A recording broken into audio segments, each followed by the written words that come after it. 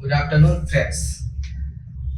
कल बहुत सारे कमेंट्स आए कि सर ये वैकेंसी कब तक क्लियर होगी और वैकेंसी का एग्जाम कब तक होगा, या सिर्फ ये भी आपको जैसे बाकी गवर्नमेंट करती है कि लोकसभा और विधानसभा चुनाव का को देखते हुए विज्ञापन निकालती है और उसके बाद ना तो एग्जाम होता है और ना ही वैकेंसी क्लियर होती है।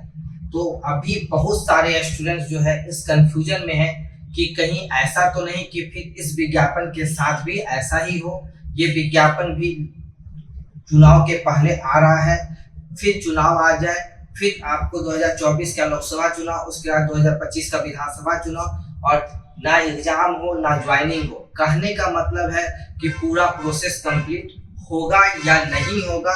बहुत सारे स्टूडेंट्स को सरकार के रवैये पे शक है कि विज्ञापन तो निकाल दे, उसके बाद चुनाव आ जाए और चुनाव के बाद ये विज्ञापन क्लियर होगी या नहीं होगी। तो सबसे पहले मैं ये आपको अपडेट कर दूं कि एक्चुअल में डिपार्टमेंट में कनीय अभियंता की भारी कमी है, ऐसा आपको भी पता है, होगा ही। दूसरी महत्वपूर्ण बात यह है कि विज्ञापन पिछले 4 साल से चल रही थी और वो हाईकोर्ट के कारण रद्द कर दी गई है। अब 4 साल से विभाग इंजीनियर्स के कमी से खफा है, काफी परेशान है कि जो इंजीनियर्स की कमी है वो समय रहते पूरा नहीं हो पा रहा है। सरकार विज्ञापन निकाल रही है, कोर्ट में स्टूडेंट्स चले जा रहे हैं, सरकार की कुछ गलती हो रही है, बहाली रद्द हो रही है और अंततः विभाग को इंजीनियर्स नहीं मिल पा रहे हैं। आप समय समय पे जल संसाधन विभाग का भी आप नोटिस देखते थे कि जल संसाधन विभाग काफी तत्पर है कनीय अभियंता की बहाली के लिए, और इसके लिए वो चाह रही है कि जल्द से जल्द उन्हें परमानेंट यानी नियमित रूप से कनीय अभियंता मिले, क्योंकि अभी तक जो भी इंजीनियर है वो मोस्टली आपको संविदा आधारित इंजीनियर ही बिहार सरकार में सेवा दे रहे हैं। इसीलिए जल संसाधन विभाग चाह रहा है कि परमानेंट इंजीनियर्स की जल्द से जल्द बहाली हो। अब स्टूडेंट्स के मन में तो ये डाउट होगा ही कि सरकार कहीं चुनाव के कारण विज्ञापन तो नहीं निकाल रही है। तो ये बात सही है, क्योंकि कोई भी जो चुनाव आता है, चाहे वो लोकसभा चुनाव हो या विधानसभा चुनाव हो, चुनाव से पहले बम्पर बहाली देखने को मिलती है। ये आपको सेंट्रल गवर्नमेंट में भी देखने को मिली है और स्टेट गवर्नमेंट में भी देखने को मिलती है। आपको पता है कि अगले साल लोकसभा चुनाव है, इस कारण से माननीय मुख्यमंत्री नीतीश कुमार और उप मुख्यमंत्री तेजस्वी यादव के द्वारा बम्पर बहाली निकाली जा रही है, अलग अलग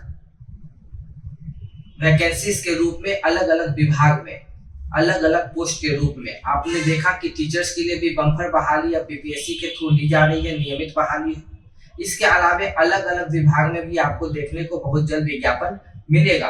कनीय अभियंता की जो ये वैकेंसी है, ये आप मान के चलिए कि पिछले 4 साल से लंबित है, इसलिए सरकार इस बहाली को चाहेगी कि जल्द से जल्द क्लियर करे।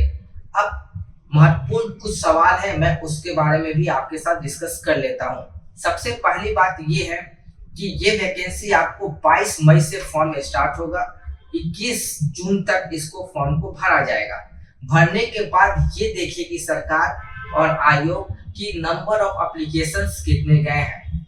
मैं आपको एक चीज बता दूं कि इस वैकेंसी में नंबर ऑफ एप्लीकेशन काफी ज्यादा जाएंगे, क्योंकि काफी अच्छी सैलरी है। सैलरी के बारे में भी मैं आपको कुछ दिनों में एक वीडियो अपलोड करूंगा और बताऊंगा कि कितनी सैलरी इलेक्ट्रिकल, मैकेनिकल और सिविल के छात्रों को यहाँ मिलने वाला है।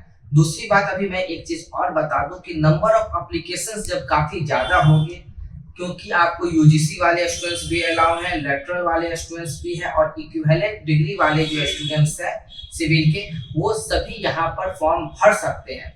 यहाँ तक कि बिहार के बाहर के भी स्टूडेंट्स जो कि बाहर के हैं, जिनका डोमिसाइल बाहर का स्टेट का है, वो भी यहाँ पर जनरल कैटेगरी में फाइट करेंगे। नंबर ऑफ सीट्स काफी ज्यादा होने के कारण जो आउटसाइडर स्टूडेंट्स है वो भी काफी संख्या में एग्जाम देने के लिए आएंगे, यानी कि फॉर्म भरने के लिए आएंगे।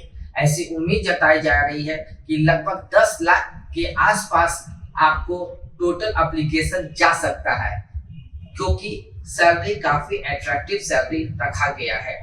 तीसरी बात मैं आपको एक चीज और बता दूं, अगर नंबर ऑफ एप्लीकेशंस ज्यादा होगा तो मे बी थोड़ा सा डिले हो सकता है एग्जाम होने में, क्योंकि एग्जाम को पूरा ऑर्गेनाइज करना होगा सरकार को। 8 से 10 लाख लोगों का एग्जाम लेने के लिए पूरा प्रिपेयर होना पड़ेगा, क्योंकि एग्जाम ऑनलाइन बेसिस पे है, यानी ऑनलाइन एग्जाम है। ऐसे कंडीशंस में उन्हें सेंटर अलॉट करना पड़ेगा।